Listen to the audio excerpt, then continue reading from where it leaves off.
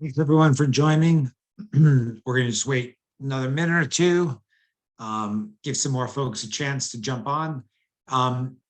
When I give this presentation, people tend to take a lot of notes. So if you don't have a paper, pen, or pencil, go ahead and grab that now, just so you can take any notes that you would like.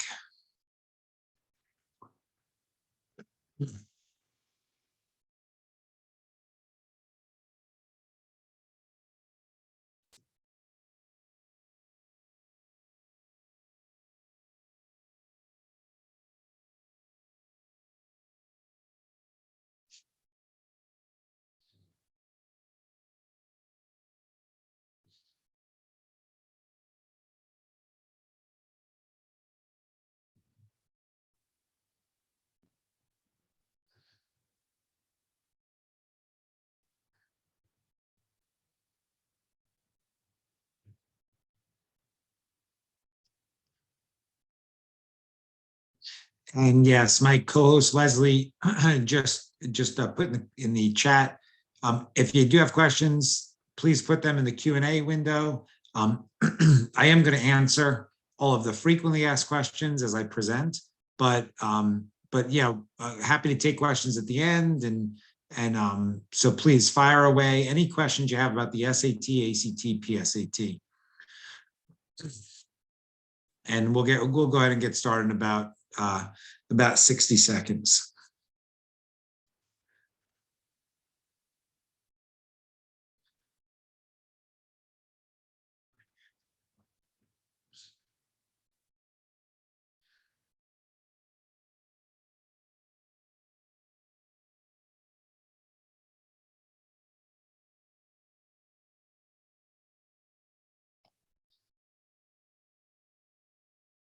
Okay, yeah, so let's go ahead and get started, everybody. Thank you for being here tonight. I know we're all so busy, and I appreciate everybody taking a few minutes. I've presented for NSHSS families many times, and so I'm confident that everyone will learn something tonight and be a good use of everybody's time. So I always like to start off with just a little bit about me. If you're going to be listening to me for a few minutes here tonight, nice to know something about me. So I grew up right here on Long Island in New York. I went to Princeton University. I did the Princeton teacher preparation program, which was kind of a cool, almost like a way to double major at Princeton. I had my regular psychology degree, but I also graduated with my teaching certificate.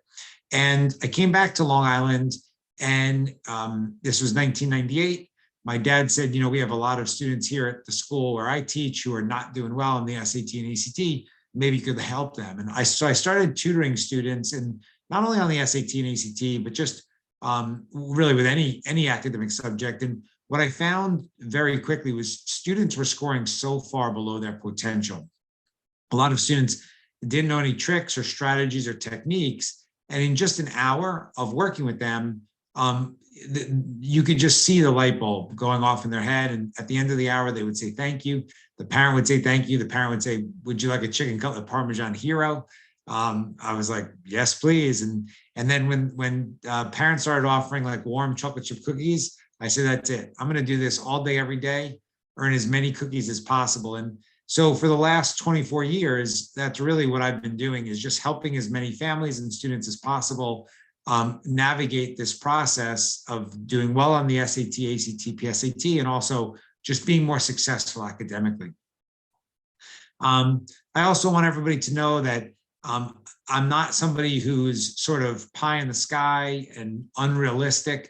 My household has been just as nutty as all of yours. My wife and I have twins who are in 7th grade now, so I'm not that many years behind as far as college admissions go. That's my son, Jonathan, my daughter, Julia, and my wife, Allison, who's a speech pathologist, New York City Department of Education. So everything I share tonight will be coming from the lens of somebody who's been through these last couple of years, with kids at home, and all the challenges that we've all faced. But giving you advice tonight that that is practical and that will make a difference. So one last thing about me, I did sit and take the SAT a few years back. The local newspaper here on Long Island, Newsday, ended up having I wrote an article and they ended up publishing it, and they titled it "Old Guy Takes the SAT." So it was my experience taking the SAT as an old man. And people say, well, what did you get out of that experience? And one thing I got, it was just a reminder of how stressful and how anxiety producing this whole experience can be. And people say, well, how do we help students with that? And the answer is just a little bit of practice and repetition goes a long way. And so if a student's stress level about this whole college admission process is, let's say, a 9, we can get it down to a 6 or a 5. No one's saying we're going to get it down to a 1, but if we can lower the stress level and anxiety level by just giving students effective strategies, effective preparation, that can go a tremendous way as far as a student scoring higher. So yeah, so that's just a little bit about me. And now let's jump right into the topic for tonight. Why you should take the SAT, ACT, PSAT, even if it's test optional, or I guess I should say, even if colleges are saying that they're test optional. So the primary reason is a pretty simple one, which is even though colleges are saying that they're test optional, that you're not required to submit an SAT or ACT score for admissions, more data is coming out that's showing that students who do submit scores are more likely to be accepted than students who don't submit scores. And so for a lot of people, they're kind of like, yeah, duh. Colleges are saying, like, you don't have to submit a score, but if you do submit a score, we will take that into consideration. And so it's kind of like follows logically. If you have 2 students and they're similar in many respects, one has submitted a very strong SAT or ACT score, the other student has chosen not to, that if the college is evaluating a student holistically, that's just another feather in that student's cap, right? So just to give a couple of examples, so the data came out from Boston College recently. The percentage of applicants who submitted scores and were accepted was 22%. The percentage of applicants who didn't submit scores and were accepted was only 12%, right? So a pretty striking difference. And the point is not to pick on Boston College. This was just one college where, again, the data was published recently. But this next slide shows a list of competitive schools, some public, some private, a couple different parts of the country, and the pattern was the same. So for these schools, students who submitted test scores were twice as likely to be accepted as students who chose not to submit test scores. Sorry, there's a typo there. So anyway, so again, there's folks who play devil's advocate and say, well, this doesn't mean that students who submitted strong test scores were at an advantage, but it certainly is data that I think makes everyone pause. I know if it was my son or my daughter in 11th grade, they would be taking the SAT and ACT and they would be preparing to do as well as possible. There's that kind of old adage, better be safe than sorry, right? And also it was interesting. I was on a webinar with a college representative, an admissions representative, and essentially he said to the audience, he said, if you're serious about going to a college, anything that the college says is optional, you want to do that thing, right? So if they say submitting an extra letter of recommendation is optional, you submit it. If they say, visiting the college and demonstrating interest is optional, you do it, right? You're trying to give yourself every advantage. I mean, in some respects, you could say every part of the college application is optional, right? It's optional to do extracurriculars. It's optional to take strong classes.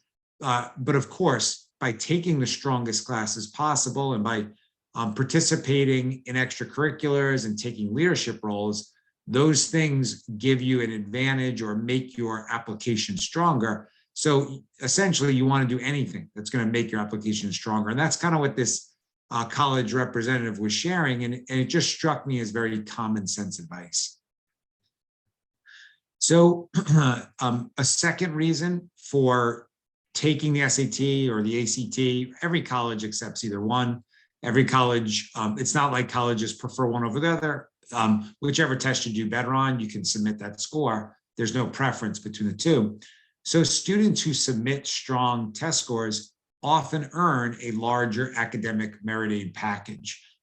We all understand colleges are businesses to some degree, or to more or less degree. And so they're competing for students, right? And they want to attract the highest caliber students. That improves their ranking, that improves their standing. So when a student has a strong GPA, has taken strong classes, has strong test scores, colleges want to attract that type of student. So they will entice students with larger academic merit aid packages. So it's still often the case that if you submit strong scores, you will earn a larger academic merit aid package. So that's a second sort of obvious reason. Now, there are still many competitive, prestigious schools that do require SAT or ACT scores. So you see, I've listed a few here: MIT, University of Florida, military academies, North Carolina system just announced they would be requiring scores again.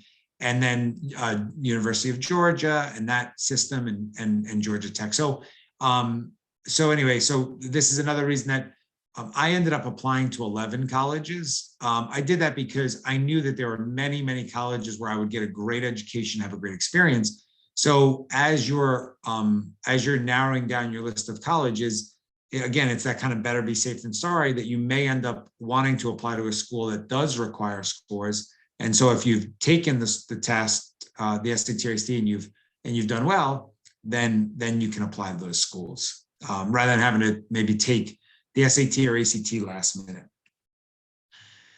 So this is probably my favorite reason, in the sense that the reason I got into tutoring for the SAT and ACT in the first place is I enjoyed the fact that I was helping students with reading skills, grammar skills, math skills that they were going to need for college and for the rest of their lives. So to me, it was never just about beating a test. I would teach students, and I would refresh their memories or reinforce things they'd already learned. And yes, I was helping them score higher on the SAT or ACT, but these were also things that I knew they were going to need for the rest of their lives. So these exams, they test students on things that students are going to need for success in college anyway. So any hour that you put into SAT or ACT preparation is a good use of time. You're sharpening your skills, things that you're going to need down the road. Yeah, and then this slide again, students can be successful. They will be successful on the SAT, ACT with the right preparation. I'm very passionate that most students can score higher than they've scored in the past. So this has kind of been, a fear that's gone on for 24 years, ever since I started doing this, where students almost, they don't want to have to bother with the SAT or ACT. They think that these are IQ tests, which they're not. And so they're looking for reasons not to take the SAT or ACT. But to me, it's a good, it's a good life lesson to tackle a challenge head on, prepare effectively, and score well. And it's a great feeling of achievement when you do. So, just kind of another reason, and again, students are going to be taking challenging exams in college, obviously. So the more experience students have of being successful on challenging exams, the better. And this way, when they get to college, they're prepared for that. Okay, so, those were some of the reasons. And then parents always ask me, and families and students always ask me, like, what are some things to know about the SAT, ACT, PSAT if I am going to be taking these exams? And so if you only remember one thing from this presentation about the SAT, ACT, PSAT, I want it to be this. These tests are highly predictable. They literally test students on the same things over and over again. because they're so predictable, it makes sense to prepare for them, right? If we didn't know what students were going to be tested on, then preparing wouldn't make a difference. But we know exactly what you're going to be tested on. These are such repetitive tests. So to prepare is warranted. So our goal is very straightforward and it's very realistic. I want to help everybody on this call use higher SAT and ACT scores to get accepted to more colleges, have more options post high school, and also to earn a larger academic merit aid package. So those are our goals. They're very achievable goals. And of course, they're very important goals. So this is another great fact or data point that I joked that if you only remember two things from the presentation tonight, have this be the second one. If a student gets just one more question correct on the SAT, how many points does his or her score often go up by? And the answer is 10. And when I share that with parents and students, especially students, you can see their attitudes start to change. Because here's the way I like to say it. If you just get 5 more math questions, 5 more grammar questions, and 5 more reading questions, that's a 150-point improvement on your score. And I'm very passionate. Every student can do that. Every student can learn to get 5 more math, 5 more grammar, 5 more reading, and increase their score 150 points. And on the ACT, the news is just as good. If each additional question you get correct raises that part of your ACT score by a point.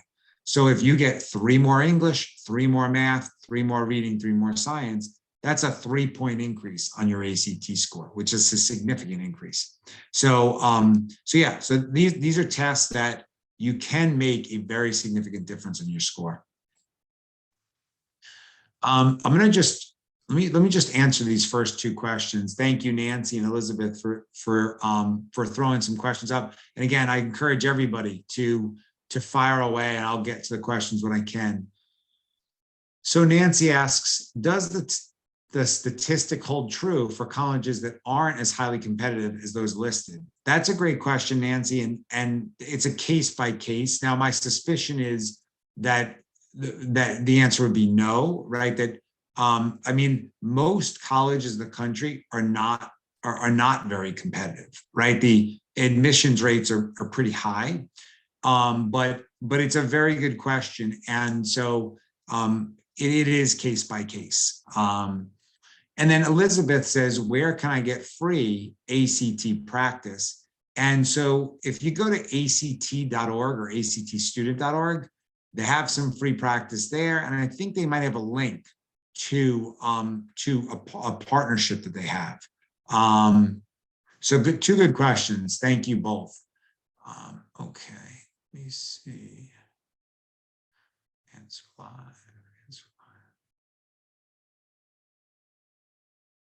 Yeah, good question. If one of the questions is wrong, if you get a question wrong, does that mean you go down 10 points? So the answer is yes. And here's the way I like to say it. Let's say a student scored a 1060 on the SAT. If that student got just one more question correct, often their score is now a 1070. But if the student got one less question correct, then their score will go down to a 1050. So you get a raw score, and then that raw score is translated into a scaled score. And so on that scaled score, often one question makes a 10-point difference. Yeah, it's a good question. Okay, so I'll go ahead and put any other questions in the question and answer that you'd like, but I'll go back to the presentation now. So a couple of just data points. National average on the ACT is a 36, or excuse me, the maximum score is a 36. The national average is a 21. So when people ask what's a good score, anything above a 21 is above average. For the SAT, the maximum score is a 1600. The national average is about a 1060. So anything above a 1060 is above average. And so, there are different benchmarks like on the SAT, a 1200 is considered a benchmark. That's obviously way above average. So that's an excellent score. Will get you accepted to a lot of schools and often some additional academic scholarship money. For the ACT, like a 25 or a 26 is above average, 28 or 29 is an excellent score. So just to give you a sense of the ranges. So what I like about this slide is it shows everybody just how many options there are. So many opportunities to take the ACT. So you see the test date, you see the registration deadline. You want to avoid the late registration deadline because you do pay extra for that. And same thing with the SAT. Plenty of opportunities coming up to take the SAT. So I never want students to feel like they're being pigeonholed into one test, or forced to take a test on a weekend that's not good for them. In addition to all these test dates, many schools have an in-school test date, so an additional chance to take the exams. So this slide is very important. Certain SATs and ACTs have a massive advantage. You pay an extra $20 and they will show you the questions that you answered incorrectly. So you can actually learn from your mistakes. So a lot of people take a screenshot of this slide. Go ahead and take a screenshot if you'd like. So for the SAT, they call the service the question and answer service. They make it very prominent when you register for the SAT. And you can still order the service after the fact, even after you take the SAT. But here's how I like to explain it. Imagine taking a 4-hour exam, getting a score you're not completely satisfied with. No one tells you what you did wrong. And then somebody says, go take that exam again. That's absurd. Why would I take the exam again when I don't know what I did wrong the first time, right? Well, the good news is there's a better way. And my son and my daughter, these are the test dates that they'll be focusing on. So March, May, and October for the SAT. The ACT calls their service the TIR, stands for Test Information Release. When you register, you look for that box, you check the box, you pay it. It's about an extra $20, and they send the entire, or I should say it's displayed online. You can see every question, you can see the questions that you answered incorrectly. And because these tests are so repetitive, you can learn from those mistakes, right? Go over those missed questions with a tutor or a teacher or parent or a peer. And that's the most efficient way to improve your score from one test to another. So a good timeline for junior year, everybody, is October PSAT, December ACT, so you can order the TIR, and March SAT, so you can order the question and answer service. That's a really smart plan that will help students get the highest score possible in the most efficient way. Yeah, so we've kind of covered this already. Heard that schools are test optional. Can you clarify? Test optional means if you submit a score, we will take it into consideration, but you're not required to submit a score. Yeah, so this slide is very interesting for two reasons, everybody. So you just have an answer in your head. How many questions are on the 45-minute ACT English section? So when I ask this question, a lot of times people answer 45, 50, 55, 60.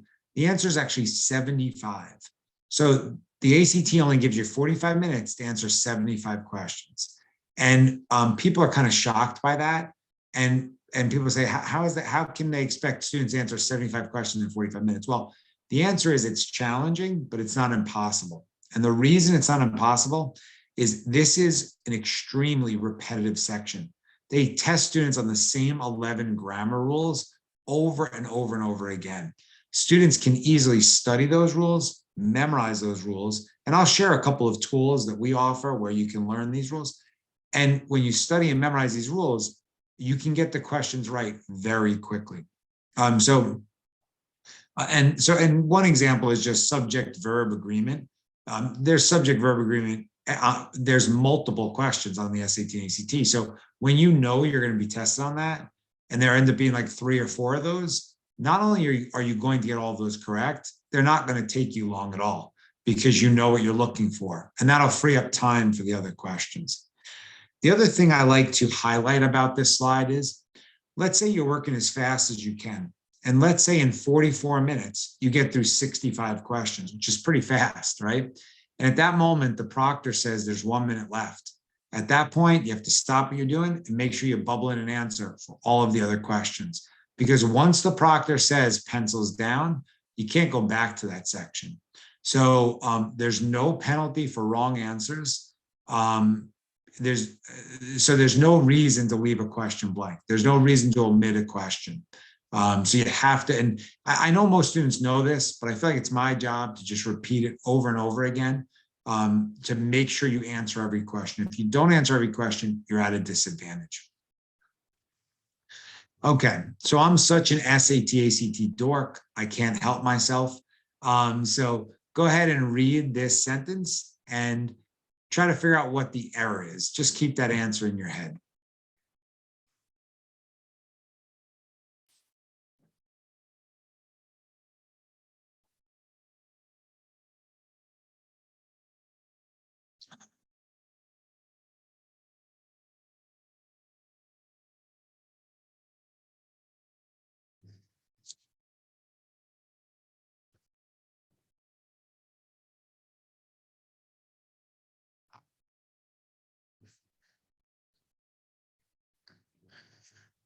Okay, so before I reveal the answer, just make sure you have an answer in your head. It's more fun. So where's the error? Well, the error is the congressional panel issued their findings. No, it would be the congressional panel issued its findings. And so when I go over this, people say, well, wait a second, it's a panel, it's a group of people. So since it's a group of people, there is correct. But of course, it's just one panel. It's not panels.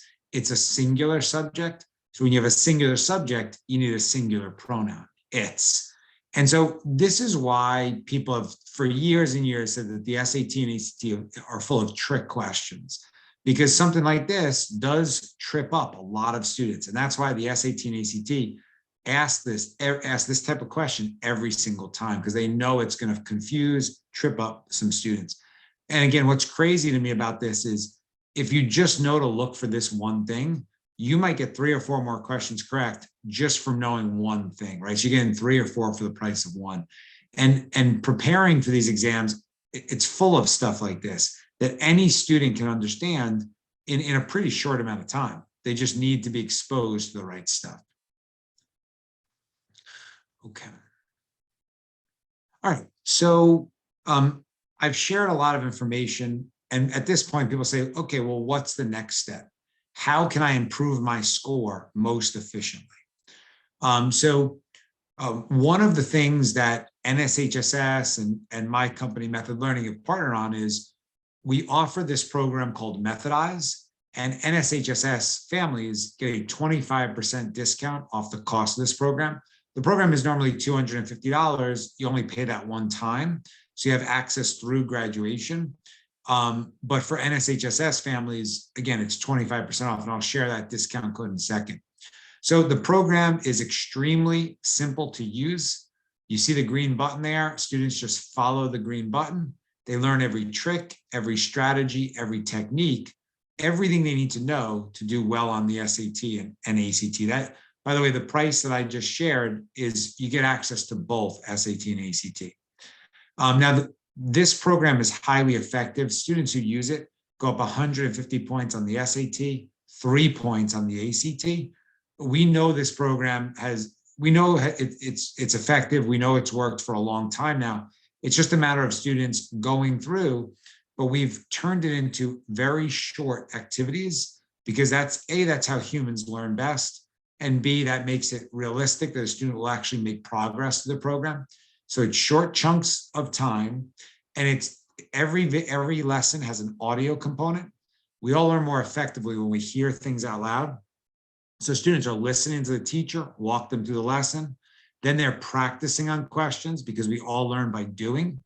And then each time they complete a question, a video plays. And it's a tutor or a teacher walking them through how to solve that type of question and going over the underlying concepts and the underlying strategies. So that's why the program is so effective. And so this is an example of a lesson where, again, we have an audio component to every lesson. So students are listening to the teacher while they read along. Here's an example of a practice question. You get immediate feedback. You're told if you're right or wrong. And then here's an example of a video explanation where students are watching the teacher, watching the teacher's hand, listening to the teacher's voice as he or she goes through how to solve this type of question. And of course, the teacher saying, if you ever get a question like this moving forward, here's how you handle it.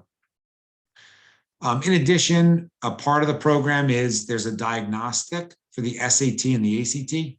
So you can get a quick sense of where you stand and get an accurate sense of maybe which tests would be better for you. And then you're also included in the program are 4 full-length practice exams. So 2 full-length SATs, 2 full-length ACTs. And then there's also a vocabulary builder feature of the program. So students can quickly and easily improve their vocabulary, which not only is going to help them score higher on the SAT and ACT, obviously, but having a strong vocabulary is important for high school, college, and beyond. So this is just another feature of the program. You can quiz yourself on words, and the program keeps track of the words you've missed and keeps track of the words you mastered. So again, this is just kind of a screenshot of the program with the cost, $250. And then this is, so I put this in the chat. Let me just put this, see if I can just recopy this just to be on the safe side. Share this with everybody. So I just shared in the chat, everybody, and I'll share it in the Q&A as well. This is the URL to get to the NSHSS discounts page. So NSHSS families get discounts on the self-paced program, as I shared. On our tutoring, we do a tremendous amount of private tutoring. Obviously, most students benefit most from working with a tutor for 1 hour, so they can just go over the questions that are giving that particular student trouble. And then we have classes as well, and NSHSS families are entitled to discounts on those classes. Yeah, we kind of covered this already. If you get a question wrong in the SAT or ACT, you lose how many points? The answer is 0. So again, make sure you answer every question. What are the differences between the SAT and ACT? This is a very frequently asked question. So the answer is, on the SAT, 2 of the 4 sections are math sections. On the ACT, only 1 of the 4 sections is a math section. So for students who are stronger in math than they are in English, they may prefer the SAT because half of their score is going to come down to how they perform on the math sections. If students are stronger in English than they are in math, they may prefer the ACT because 3 of the 4 sections are going to come down to how they do on the, so there's the ACT English, which is really just the grammar that we talked about earlier. There's the ACT reading, where they give you all the answers in the passage. You have to go back and find those answers. And then there's the ACT science, but it's actually called science reasoning because they're not testing you on memorizing science facts. There's a chart or a graph or a table. You're asked to pull information off of that graph or chart or table. So again, in a sense, it's a reading comprehension section.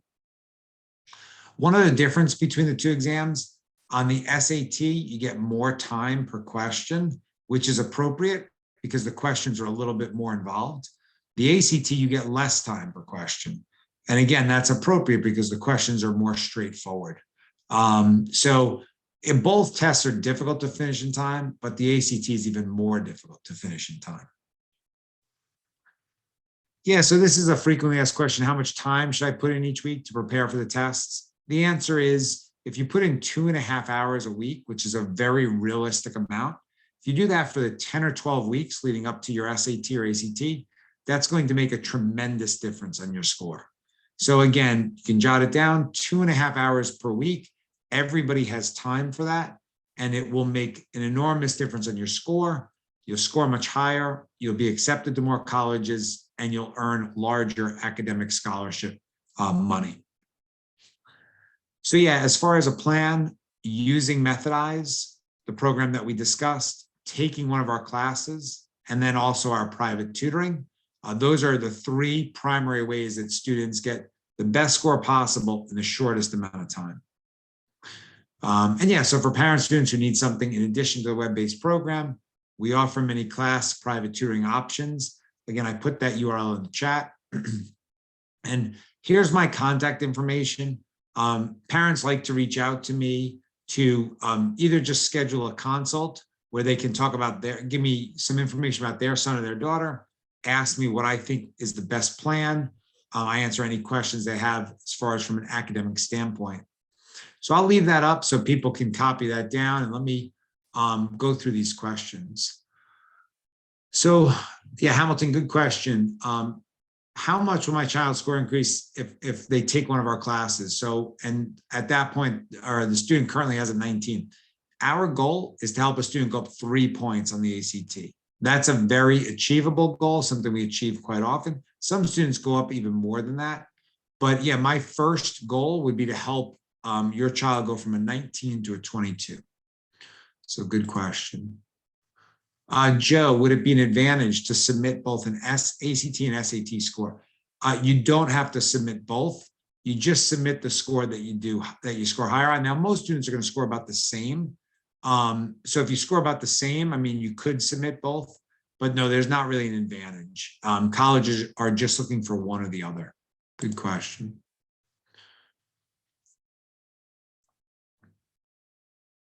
Yeah, great question, Ken. Let's say we don't get our desired or great SAT or ACT score required for specific colleges, but the college has test optional. Would you still send the scores? So if your GPA is extremely high and the college has very, very high average SAT or ACT scores, and the SAT or ACT scores don't come in as high, then I would not submit those scores, right? As kind of a strategic thing. So good question. On the other hand, if my GPA was a little lower and my SAT or ACT score was higher, then of course that's where you definitely would. But that is a very specific question, Ken, that I would definitely discuss with the school guidance counselor. And you can even go online and kind of Google some stuff. But yeah, that would be the short answer to that question. Good question. Yeah, Sherry, is it better to leave a question unanswered? No, and you probably I know this is a question from much earlier, but answer every single question. Yeah, Kenya, good question. Dates for the PSAT. So they're actually the PSAT is offered in many times throughout the year now in different places, but October is the primary date that traditionally that's when most students have taken the PSAT, in October.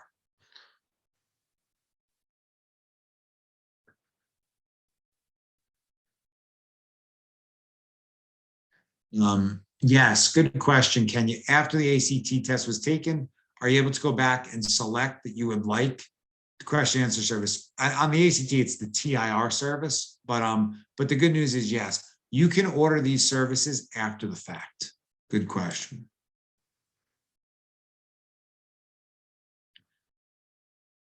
Okay, good question. If a student gets time and a half, can we program the practice test on our platform to reflect the increase in time allotted? Yes. So yeah, so you see my email there on the screen. If you purchase the program, just send me an email and just ask, and I'll set the timer to time and a half. So yes, we can do that. That's a feature of the program.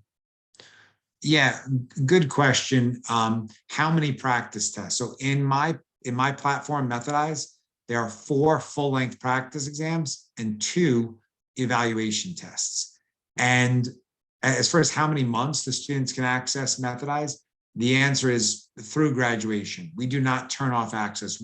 That's the nice thing. Once you purchase the program, even if you purchase it for an 8th grader or 9th grader, you have access through 12th grade.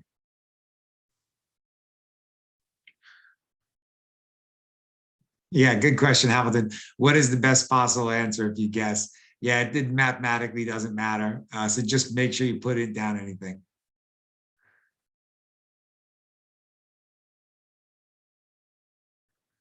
Yeah, good question here. So in my case, my GPA is pretty high, but my school is very competitive. My class rank is pretty, middle sort of the road.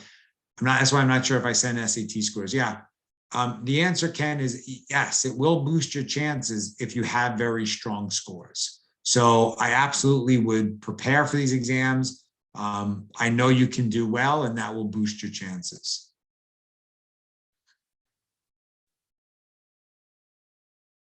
Would I say that IB diploma content is similar to the SAT? No, not necessarily. IB diploma content it can in some ways be different.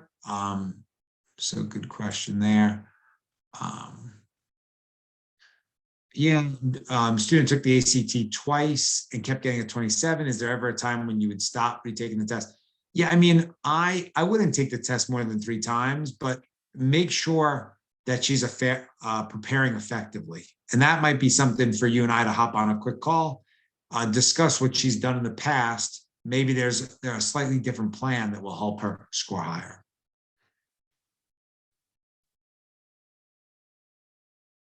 Yeah, good question here. How many times can you take the SAT or ACT? The answer is you can take these tests as many times as you need to. So I never want students to feel like it's do or die, it's their last chance. You can always take the test again if you have to. Yeah, Pablo, good question. Is performance on the PSAT a good indicator for SAT performance? The answer is yes. Your performance on the PSAT, your score on the PSAT is a good indicator, but you can score much higher. I never want a student to feel like that score is set in stone. If you put in preparation and time, you will score much higher on the SAT than you did on the PSAT. So yeah, the PSAT is a good indicator at that moment, but the scores can go way up from there. Yeah, good question. Is it a good idea if I take the SAT or ACT in your last year of high school, or is it useless? No, would it be useless? You may be able to use that score again for scholarship money, or if you're applying to a school, a year down the road. So no, that would not be. It would be useful. Yeah, good question. Colleges see all scores if a student takes it many times. So the answer is colleges are just looking at your best scores. They're not looking at all your scores and going to penalize you for a low score. So don't worry about that. Just worry about getting your best scores possible.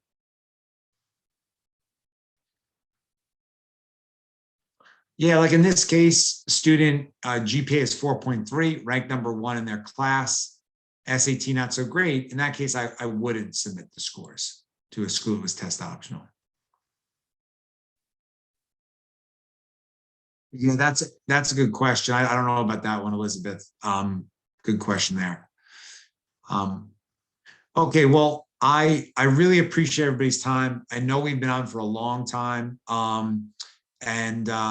So yeah, so good luck with the rest of the year. Of course, reach out if you have any questions. You can send me an email or call us at that number. And I hope everyone has a good rest of their night.